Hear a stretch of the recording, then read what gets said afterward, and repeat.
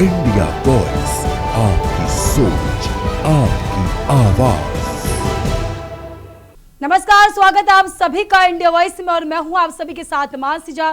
खबरों की शुरुआत करेंगे बड़ी और अहम खबर के साथ। अयोध्या से इस वक्त की बड़ी खबर सामने आ रही है। आपको बता दें, जहां चढ़ावा चोरी से जुड़ी एक बड़ी खबर आपको बता दें, चंदा चोरी जांच का दायरा बढ़ने के संकेत दिए गए हैं। एसआईटी को 15 दिन का अतिरिक्त समय दिया गया है। नए दस्तावेजों और पहलुओं की होगी फिर से जांच के लिए एसआईटी के दिए गए हैं इस वक्त। एसआईटी को साफ तौर पर जो है वक्त एक दिया गया है, 15 दिन का और समय दिया गया है। एसआईटी करेगी संदिग्ध भूमिकाओं की पड़ताल, सभी पहलुओं की गंभीरता से होगी एक बार फिर से जांच। तो आपको बता दें, अतिरिक्त समय के साथ जांच को मिलेगी नई रफ्तार। इस वक्त की बड़ी खबर आपको बता दें, अयोध्या में राम मंदिर चंदा चोरी मामले की जांच से जुड़ी बड़ी और अहम खबर आपको बता रहे हैं, जहां एसआईटी को अपनी जांच पूरी करने के लिए 15 दिन का अतिरिक्त समय दिया गया है।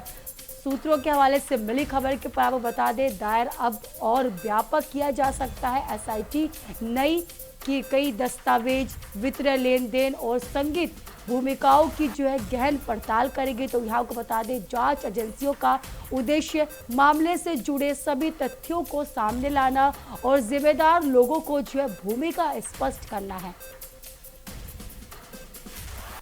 ट्रस्ट के मेंबर है तो वो कह रहे हैं तो सत्य मानो। ट्रस्ट के मेंबर हैं या कह रहे हैं, जिम्मेदार व्यक्ति हैं, झूठा नहीं है, कम बोलते हैं। आई बोल दिए तो जानो कि वो सत्य कहेंगे, कोई असत्य तो कहेंगे नहीं। आपको क्या लगता है? हमको वही लगता है कि जो वही हम जब लोगों को लेते देते तो देखे नहीं है, तो हम क्या कह दें कि क्या लगता है हमें। अच्छा, इस पूरे मामले पे कैसे क्या देख रहे हैं? जांच भी चल रही है मुख्यमंत्री के द्वारा। मुख्यमंत्री जी सबका व्यवस्था करेंगे। हाँ, अब देखो पहले सब हो जाए तब इस पर कोई प्रतिक्रिया दिया जा सकता है। मुख्यमंत्री जी क्या करते हैं उन लोगों के, चोर को पकड़ते हैं कि छोड़ते हैं कि आगे जाना पड़ेगा, कि तो चोरी में जगी जाई हैं लोग। अब हम नहीं जानते, फूलकांत के नाम लेके फूलकांत का लोग आते हैं तो फूलकांत जा कर के पता लगा लीजिए कि फूलकांत कौन है।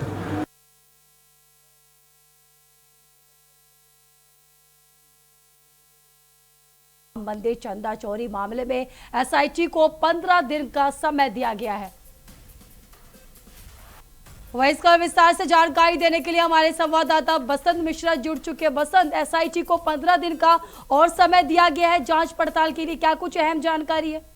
देखिए मानसी, बिल्कुल आपको बता दूं, जिस तरह से लगातार नए खुलासे अयोध्या मामले पे हो रहे हैं, उसी में एसआईटी ने सरकार से समय मांगा था कि उसको करीब 15 से 20 दिन का समय और उसको दिया जाए ताकि जांच सही तरीके से कर सके। फिलहाल सरकार ने एसआईटी की जांच को पूरी जो उसकी जो जांच है उसका दायरा बढ़ा दिया, 15 दिन का और समय दे दिया है। अब देखना ही होगा, कल ही लवकुश मिश्रा से कल जाकर के जेल में पूछताछ की गई थी, तो कई सारे मामले खुल करके सामने निकल के आए कि जो चंदा चोरी हुई थी कि कौन कौन से लोग शामिल थे, किस तरह से वो लोग चंदा चोरी करते थे, उसको लेकर के।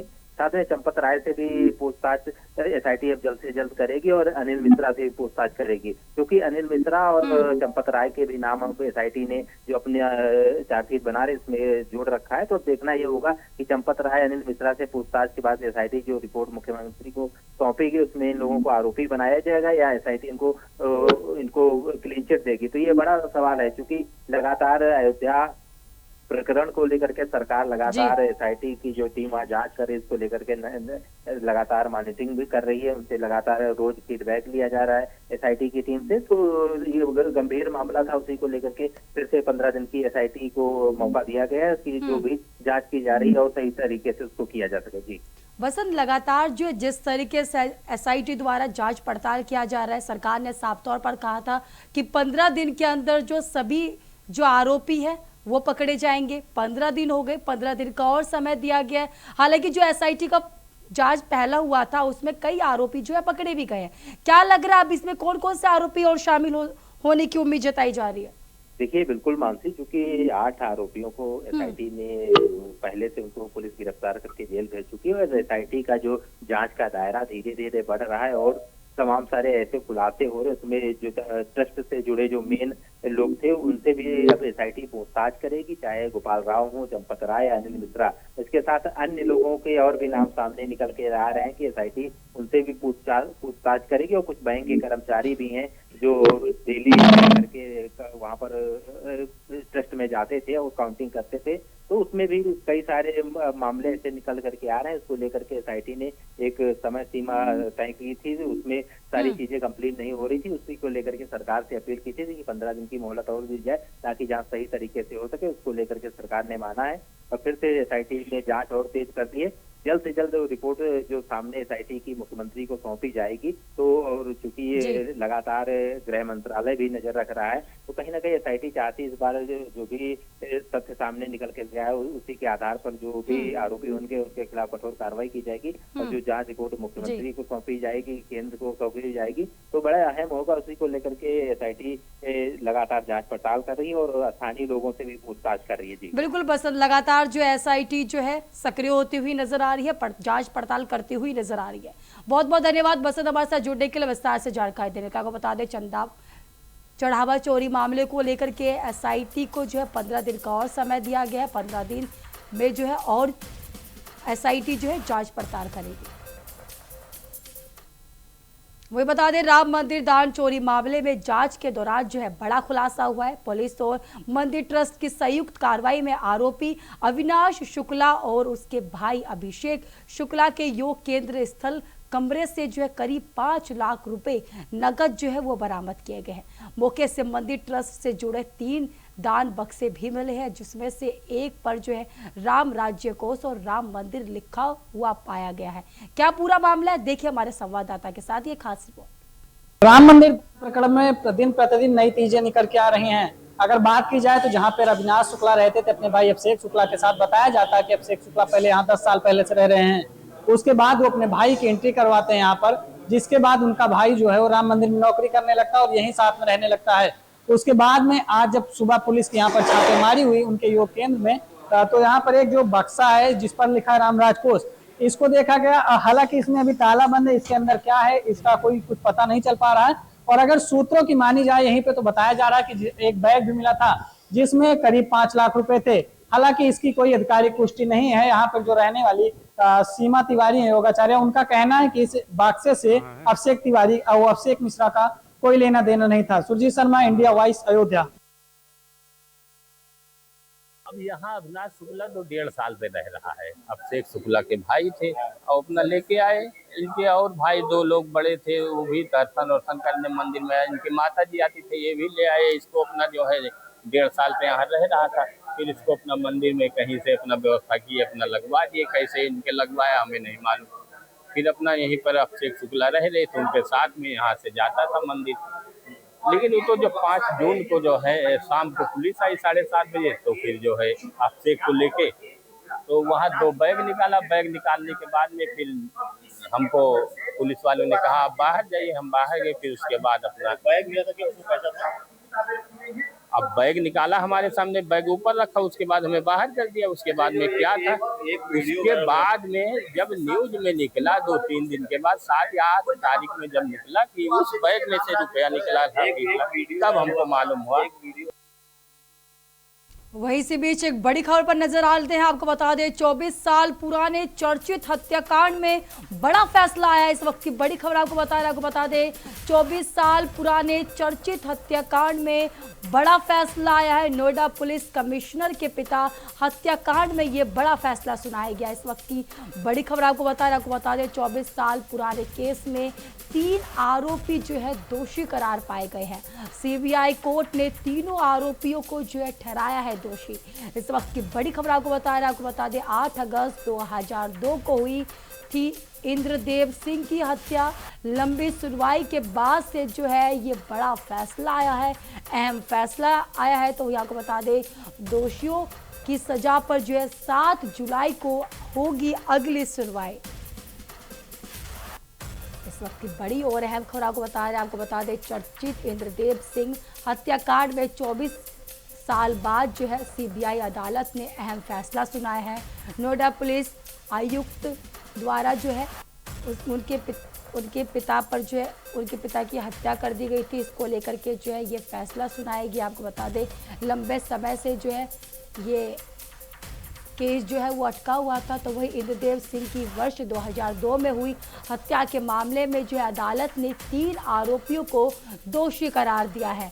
लंबी न्यायिक प्रक्रिया के बाद से जो है आए इस फैसले को महत्वपूर्ण माना जा रहा है। वही आपको बता दें सीबीआई कोर्ट ने सभी दोषियों को हत्या और आपराधिक साजिश से जुड़े आरोपों से दोष सिद्ध ठहराया है। अब सजा के बिंदु पर 7 जुलाई को जो सुनवाई होनी है, जिसमें अदालत अंतिम सजा का ऐलान करेगा।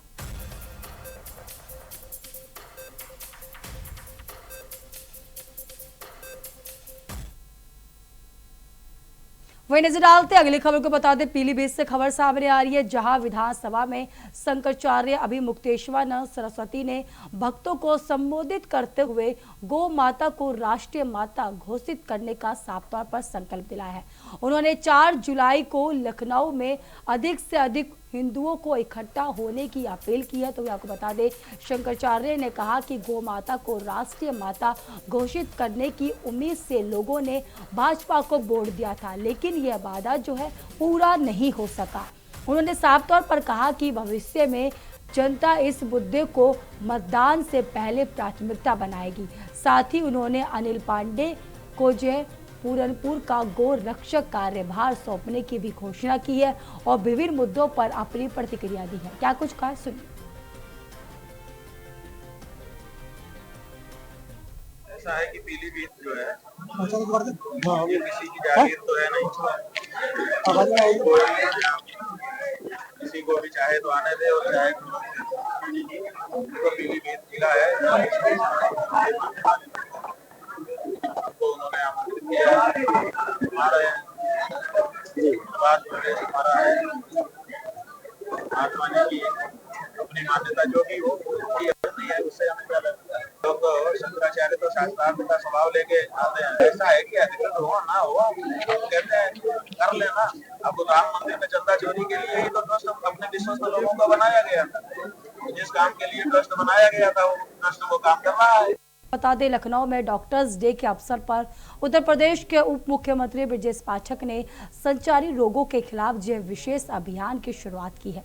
इस दौरान उन्होंने कहा कि प्रदेश सरकार जन स्वास्थ्य को सबसे पहली प्राथमिकता दे रही है और संचारी रोगों की रोकथाम के लिए व्यापक स्तर पर जो जागरूकता और बचाव अभियान चलाया जा रहा है।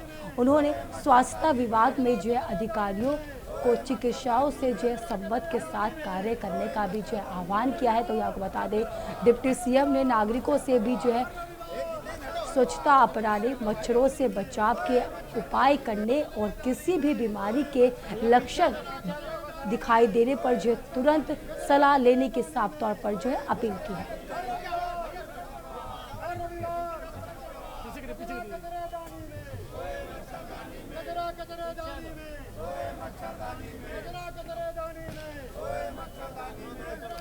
विशेष संचारी रोग अभियान आज प्रारंभ हुआ है जो 1 माह तक चलेगा। ये माननीय प्रधानमंत्री जी ने और भारत सरकार ने इस बहुत ही महत्वाकांक्षी योजना को प्रारंभ किया है जो श्रमिकों के हित में है और श्रमिक इससे बड़ी संख्या में लाभान्वित हो। बहुत बहुत बधाई, शुभकामना। वही नजर डालते अगली खबर को बता दें उत्तर प्रदेश कांग्रेस के अध्यक्ष अजय राय ने मंगलवार शाम अयोध्या स्थित राम मंदिर में रामलला के दर्शन किए। उन्होंने पुलिस ने राम मंदिर क्रॉसिंग नंबर 2 से मंदिर परिसर में जो प्रवेश कराया। तो यह बता दें दर्शन के बाद उन्होंने कहा कि वह सौभाग्यशाली है कि उन्हें रामलला के दर्शन का अवसर मिला है। उन्होंने प्रार्थना की और भ्रष्टाचार, जमीन घोटाले और चंदा चोरी करने वालों को जो है भगवान राम दंड देंगे। साफ तौर पर इस तरीके का उन्होंने बयान भी दिया है। क्या कुछ कहा है देखें इस रिपोर्ट में। अध्यक्ष अजय राय ने आखिरकार मंगलवार शाम को अयोध्या में रामलला के दर्शन कर लिए। पुलिस ने उन्हें राम मंदिर क्रॉसिंग नंबर 2 से प्रवेश कराया। उन्होंने कहा कि सौभाग्यशाली हैं कि रामलला के दर्शन करने का मौका मिला। अजय राय हनुमानगढ़ी भी गए और हनुमान जी के भी दर्शन किए। यूपी के प्रदेश कांग्रेस अध्यक्ष अजय राय ने इस दौरान कहा कि उन्होंने प्रार्थना की है कि जो लूट चल रही है, भ्रष्टाचार चल रहा है, चाहे वो जमीन घोटाला हो, चंदा चोरी हो, उन्हें भगवान राम दंड दें। लोगों को हाउस अरेस्ट किया गया।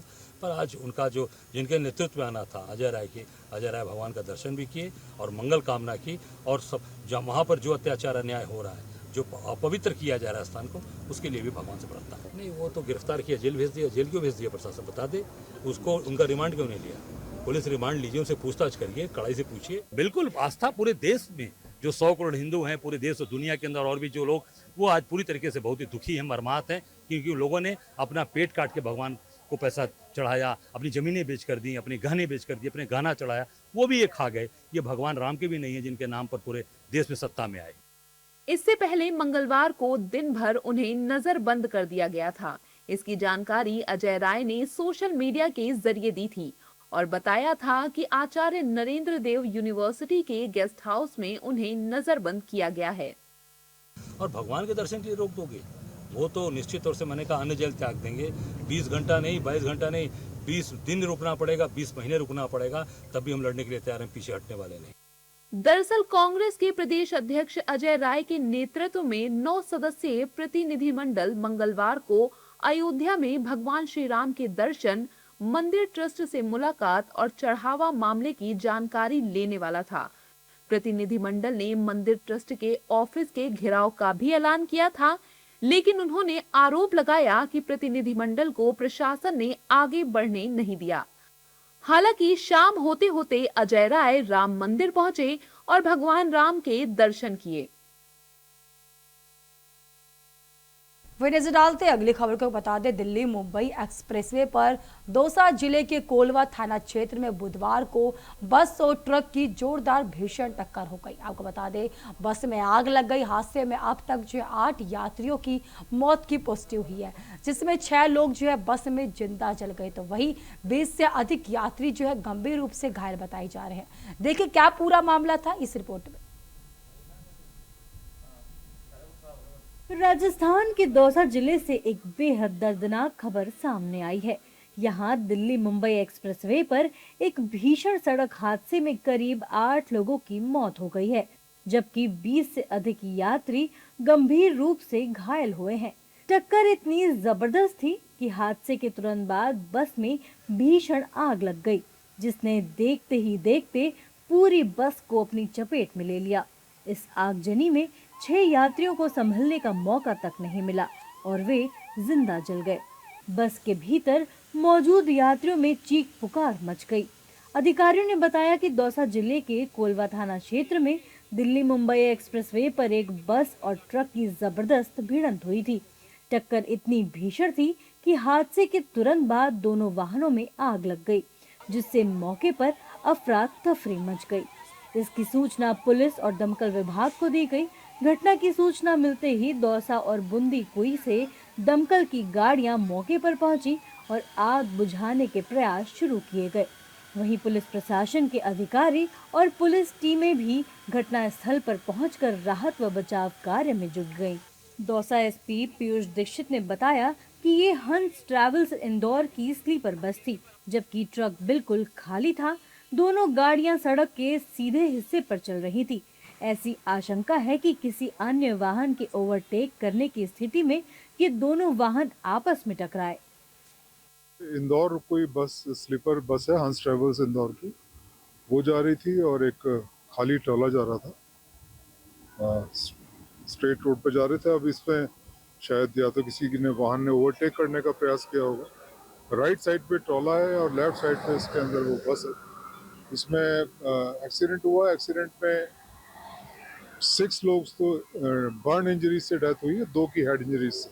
8 डेथ्स हुई हैं अभी तक। बाकी लोग सकुशल हैं, छोटी मोटी चोटें हैं उनकी यात्रियों। वहीं दूसरी ओर दौसा लोकसभा सीट से कांग्रेस सांसद मुरारी लाल मीणा ने भी हादसे पर दुख जताते हुए कहा कि मैं ईश्वर से प्रार्थना करता हूं कि वे उन लोगों की आत्माओं को शांति दें जिन्होंने अपनी जान गंवाई है और उनके परिवारों को हिम्मत दे।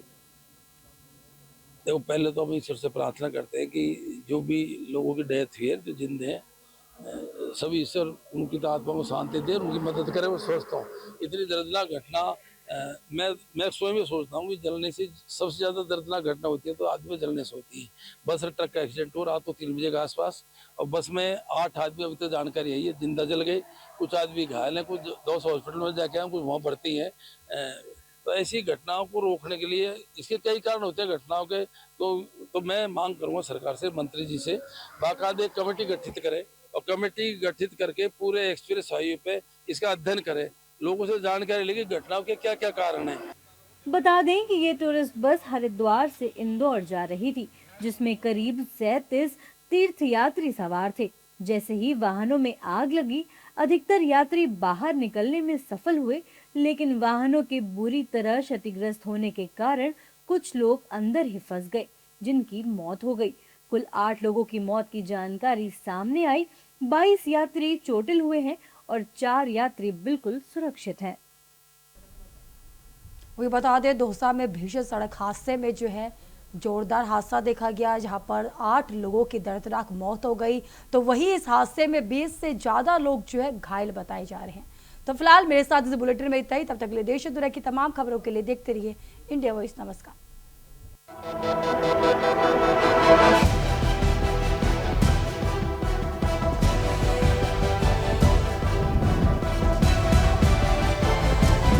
इंडिया वॉइस, आपकी सोच, आपकी आवाज।